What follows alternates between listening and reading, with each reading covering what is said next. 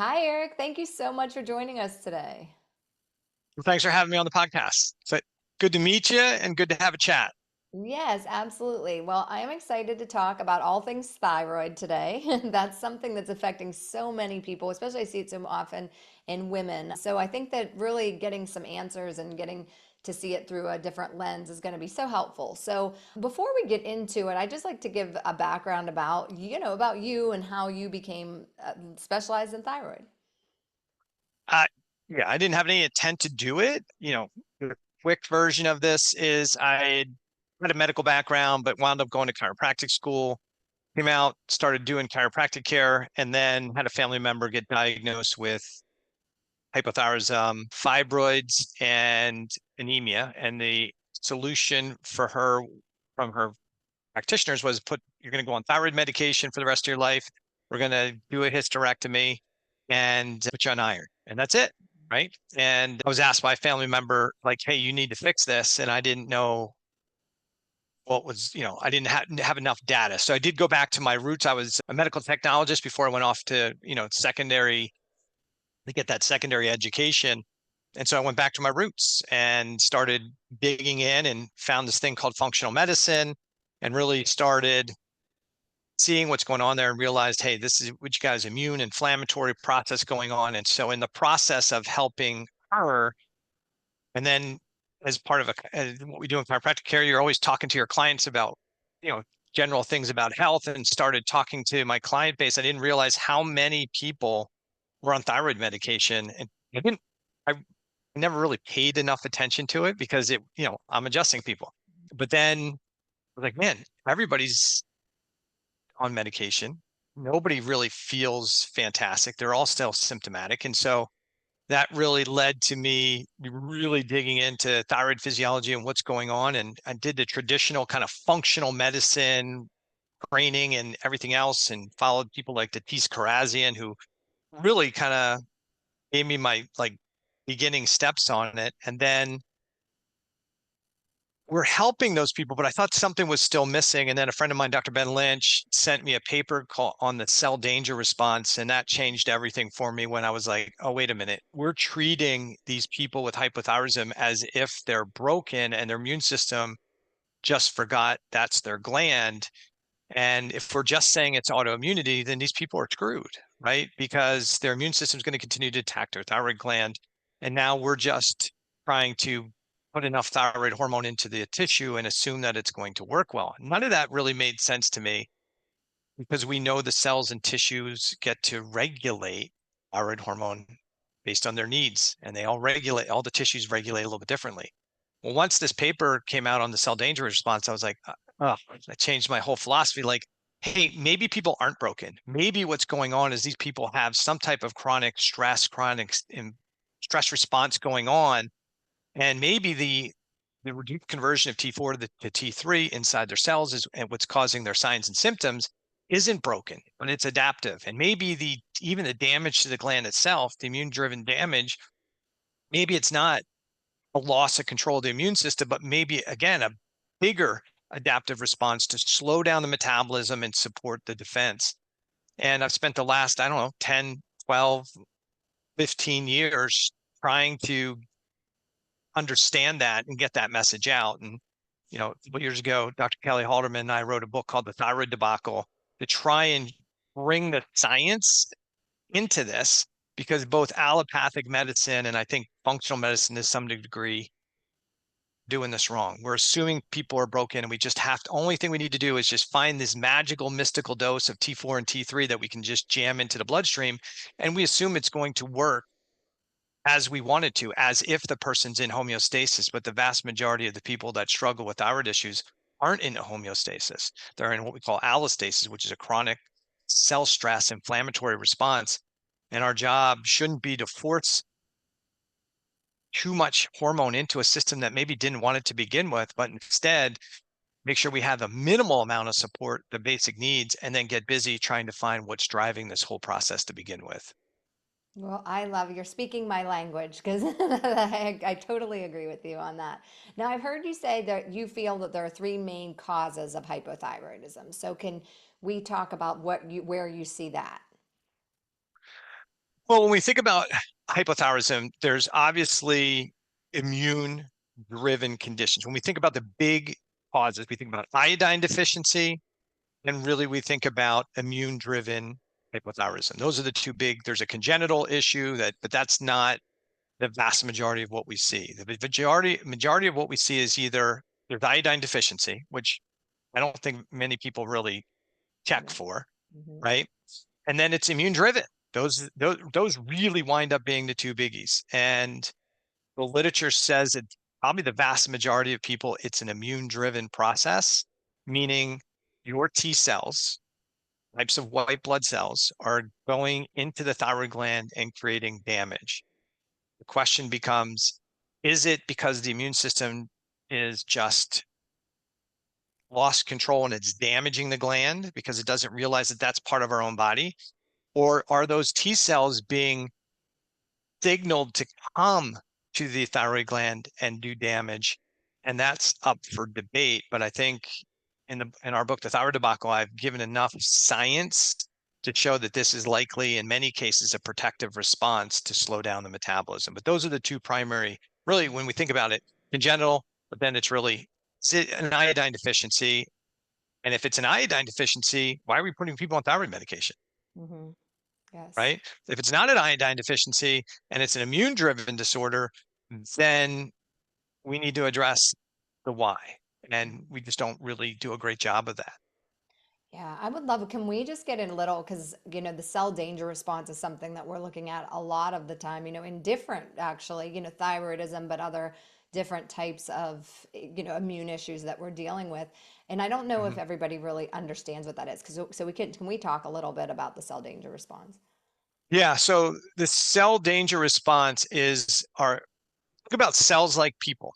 And if I've got a low level of stress, no threats on me, I'm in manufacturing mode. I'm trying to go out and make things, right? I want to make proteins and peptides. I want to make cell membranes. I want to convert food energy into cell energy. My job is manufacturing. I want to make hair and skin. I want to move my bowels. I want to detoxify my body. That's what we call homeostasis. I have all the energy to do all of these things. However, if I'm a cell and I perceive danger, threat, stress, inflammation, all of a sudden now I go, whoa, there's danger. I'm going to slow down the manufacturing processes, and I'm going to shift to self-defense. And it would be like if you have kids and you're in, you got a big party coming up, you're cooking a lot of food, you're feeding your kids, you're doing what, you're cleaning the house, like you're doing all these things, and somebody comes into your house and attacks your child. Are you going to continue to cook? No. Right? Probably not. Are you going to pack the stuff up in nice glass Tupperware? Are you going to try and slide one more load of wash in? Are you going to try and take a nap, go have sex? Like, are you going to do these normal, like kind of manufacturing processes, right? And the answer is the vast majority of us are going to like, no, I'm going to protect my child, Mhm. right? But if I walk into your home and I see the food's burning, washes all over the place, vacuum cleaners running in the middle of the floor, kids are screaming, like I could be like, man, Meg is a terrible keeper, cook, cleaner, parent, right? And I could hire a cook, a chef, a cleaner, right? I could hire all of those things, Mhm. but you're still probably not going to nothing's going to really change, even if you have a cook, because you're not going to eat the meal, right? So when we see these things in our physiology, and this doesn't affect, I think we separate the conditions a lot of times and say, oh, this is a thyroid issue, this is an adrenal issue, this is a gut issue, this is a brain issue. You can't separate them. When there's a cell stress response going on, I'm slowing down all the normal physiological processes and instead ramping up self-defense. So what am I going to do? I'm going to upregulate the stimulatory effects of the brain so I can run or hide or scream or be alert. So what am I going to have? I'm going to have decreased sleep. I'm going to be insomniac. I'm going to have anxiety. I'm going to have depression. These aren't diseases. These are responses to a threat response, right? Hey, I can't sleep at night. I wake up all the time. Right. Because your brain keeps saying, am I safe? Am I safe? Am I safe? Hey, Mike, I have a terrible gut. I have chronic SIBO. I have chronic gut. Of course you do. Because if you're running from the proverbial tiger, are you stopping to eat? Are you going to use the limited energy you have to make digestive acids, enzymes, and pancreatic and bile flow and worry about detoxification of the gut? Probably not, right? Hey, you know what? My hormones don't regulate well. I have these cramps, pains. I don't have abnormal cycles. Of course you do. Are you stopping to have sex if you're being chased by the proverbial tiger? I hope not. You'll get eaten, right? So we look at all these things as if they're different conditions, and they're not. What trigger when we have this chronic cell stress response going on, you should expect to have multiple conditions impacted. And I call it a multi-system adaptive disorder because everybody wants to know, what do I have, right? Because Mm-hmm. I have an adrenal issue, I have a thyroid issue, I have a gut issue. You have a multi-system adaptive disorder. What does that mean? That means your body is perceiving excessive level of stress. It's chronic. And now your body is saying, I've got a limited amount of resources. What do I need to not pay as much attention to? And what do I have to pay as much attention to? And the defense becomes the primary. So I'm going to make a lot of inflammation. Well, why don't I feel good? Well, because you have inflammation. Okay, let me suppress the inflammation. But that's actually the body's defense Yeah. piece, right? So if you aggressively suppress inflammation, you've taken away the defense against that bacteria, that virus, whatever it is, right? Mm-hmm. And so we too often have this chronic sustained cell stress, cell danger response going on, and we're trying to fix somebody as if they're in a low stress state. So we give them, hey, let me give you this micronutrient. This will make you feel good. And they're like, no, it doesn't. Yes, Doesn't. I'm It makes me reacting feel to that. worse. Yes. I'm allergic to it. No, you're not allergic to it, but it did things to support defense versus doing the things we wanted to do for healing and repair. We're not in healing and repair mode. We're in self-defense mode. And so this is a big piece for those who have hypothyroidism or diagnosed with hypothyroidism. If the issue was that you just had something destroyed your gland, everything else worked, then sure. If your gland is completely destroyed, got it removed, radiated, whatever, or it's just atrophied from the immune response, then we should be able to give you 88 to 100 micrograms of T4, 5 to 10 micrograms of T3, and you should feel fantastic because a healthy thyroid gland makes 5 to 10 micrograms of T3 per day, and a healthy thyroid gland makes about 88 to 100 micrograms of T4 per day. So why would we need any more than that Mhm. if all the downstream physiology were, in many cases, it doesn't, because we're in this threat response. So we give what we think is an appropriate amount of thyroid hormone, and then we're shocked that the person doesn't feel good or it doesn't convert to that. T4 is not converting to T3. It's going to reverse T3. We need to give them T3 instead and suppress reverse T3. No, doc, we need to be aware that that reverse T3 on T4 is an indication that there's a chronic inflammatory response. The body's adaptively down-regulating the conversion of T4 to T3 to slow metabolism down and ramp up defense. Yes, yes. Thank you so much. That was a wonderful explanation. So when Sure. you're looking at this, where do you start? I look at the diet, the health timeline, what I call the lifestyle factors. Like, what are the biggest things influencing, potentially contributing to what I call the stress load? We talk about in functional medicine. What's your root cause? I don't think there is a root cause. I think there's a root load of things Yes, that exactly. contribute, right? Like a snowball going downhill, it gets bigger and bigger and bigger. And so what I want to do is I want to look at different aspects of their health and say, and in the book, we call them fitness factors. Where are you weakest?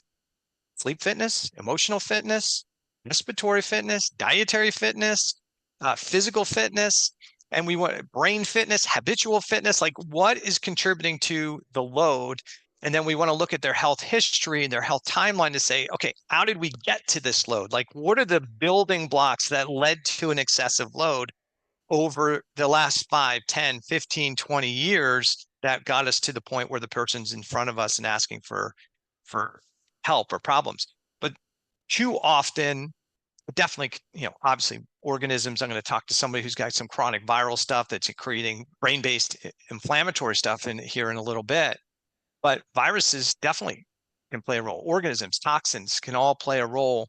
Sometimes we jump to those things too fast and we jump over dollar bills to pick up pennies. Like we're like, well, let's not worry about the diet. The big thing is the bugs and let's Yeah. treat the bugs. Okay, well, wait a minute. This is a person who's not eating a healthy diet.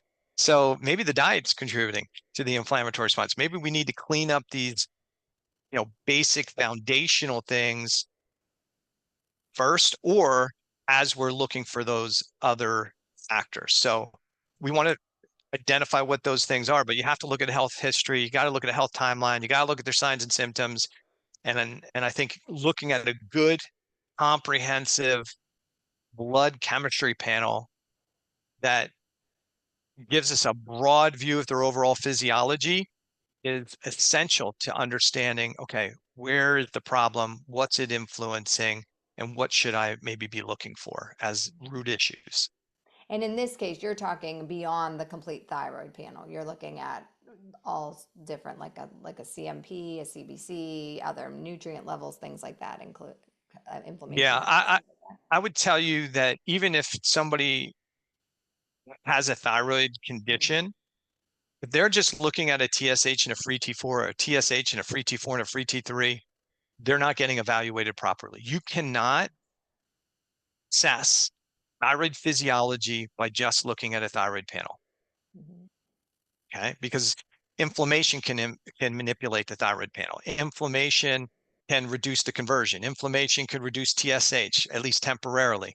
What we need to do when we take a look at labs, which is opposite of what I learned in my medical based training. For the listener, why doesn't my doctor run all these tests? Well, because your doctor was taught that you only run medically necessary Yeah. labs to diagnose or treat, and you only run the labs that are going to confirm your diagnosis. Okay. So if your doctor assumes you have a thyroid condition and the treatment for a thyroid condition is to provide T4 primarily, and the only time we need to provide that T4 is when TSH is greater than 10 and free T4 is below the lab reference range, that's all they need to do to diagnose and treat. And you could say, well, what about free T3? What about reverse T3? That's not what the insurance tells them they need to diagnose and treat. And the assumption is that if I just flood the body with T4, as in the traditional medical model, and that suppresses TSH, that all is good in the world. But that doesn't necessarily tell us how that thyroid hormone is impacting the body in general. All it really tells us is, did I put enough T4 into the bloodstream that saturated the hypothalamus and potentially the pituitary gland? That's all it tells us. Mhm. So without looking at a more comprehensive blood panel that has inflammatory markers, that has cholesterols, like lipids, that has liver markers, that has blood sugar markers, that has renal markers, that has adrenal markers, that has your red blood cell indices for your immune system, you cannot assess the your thyroid physiology. I never, maybe once, never look at a thyroid panel on its own. I always run at least one tissue marker, and the most common one I run is the lipids, Mhm. because you can really easily see, is that thyroid hormone saturating just the hypothalamus, an area in the brain, and potentially the pituitary, or is it affecting many aspects of thyroid physiology in the peripheral tissues? So yeah, my comprehensive metabolic panel is about 65 tests in a urinalysis, and Okay. that includes the thyroid panel. Yeah, thank you for sharing that. And I also see another thing that I do alongside of a lot of the functional medicine testing and treatment is also nervous system work. Do you see that help? Like, when we're talking about that, okay, we're feeling all the time like we're in fight or flight. So when we're also Mhm. rewiring that nervous system to feel that safety.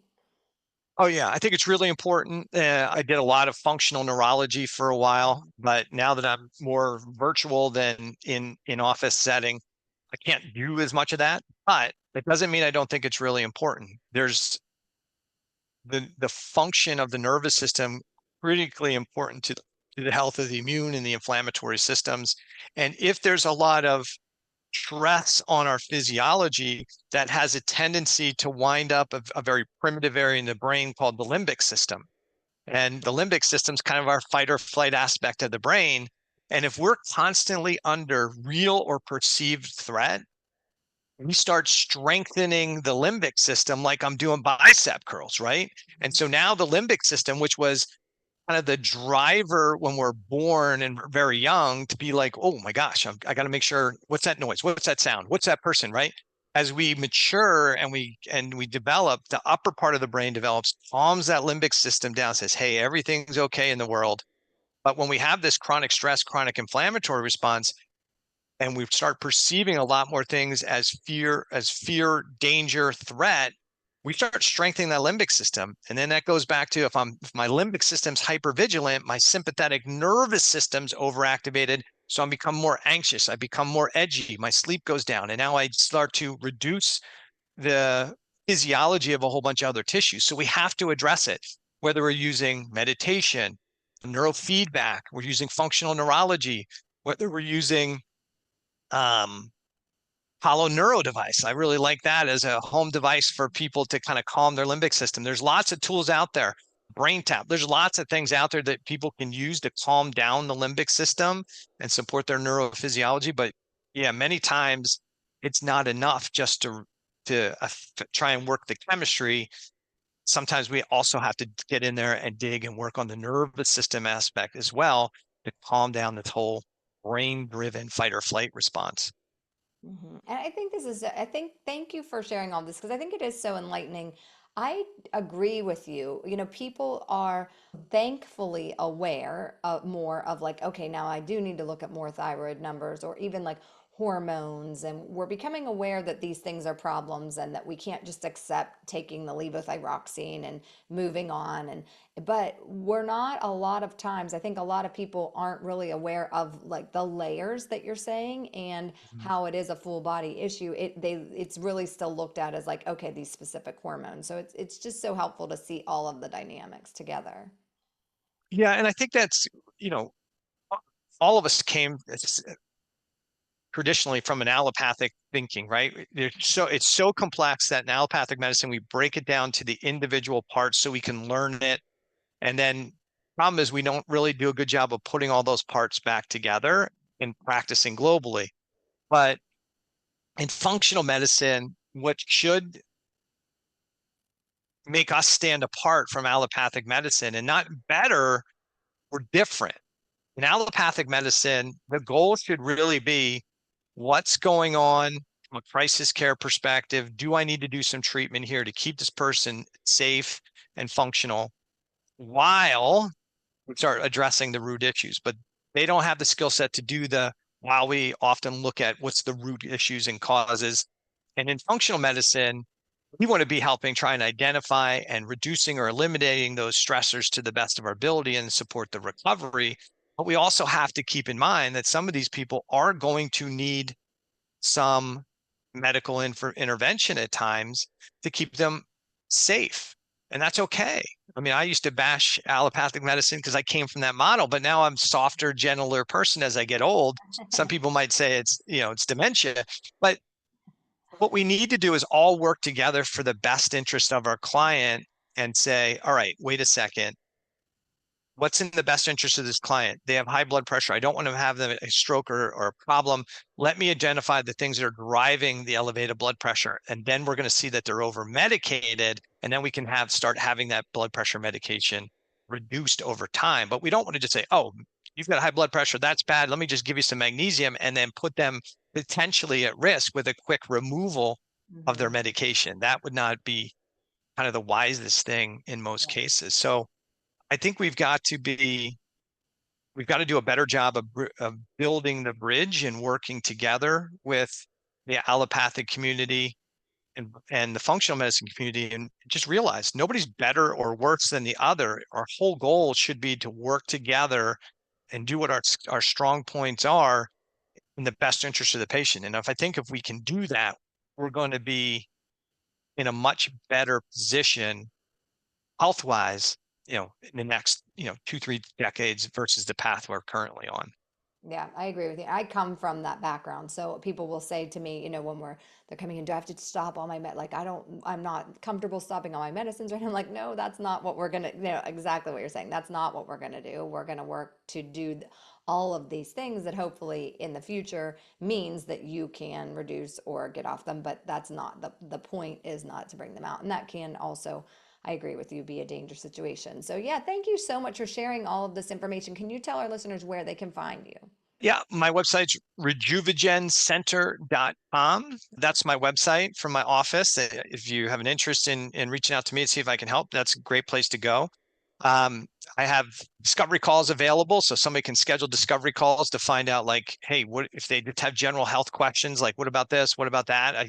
Every day I do a couple discovery calls for people. Sometimes they want more information about me. Sometimes they just have questions and they want them answered, so we can do it there. I have a podcast called Thyroid Answers Podcast that at some point you're gonna be on the podcast and we're gonna talk about whatever it is that. And then I have on Instagram, I'm not a social media guru, but I do have some people that I make a lot of more educational content. I don't do song and dance TikTok videos or anything like that. I'm not a dancer. I have a Polish background, so like the top half and the bottom half don't move together. But I try and do what I call Thyroid Thursday videos, which are on YouTube and on Instagram to help somebody understand different aspects of blood chemistry or their labs, thyroid panels. How would I interpret some of these labs, so we can continue to educate people versus just tell them, hey, just take the supplement. So those are the places. And then of course you can go to Amazon.com, and our book, The Thyroid Debacle, is available on there. And so those are all the ways. Yeah, great. Well, those are great resources. Thank you so much for joining us today. Thank you. Thanks for having me. Thanks. Have a great day, everyone.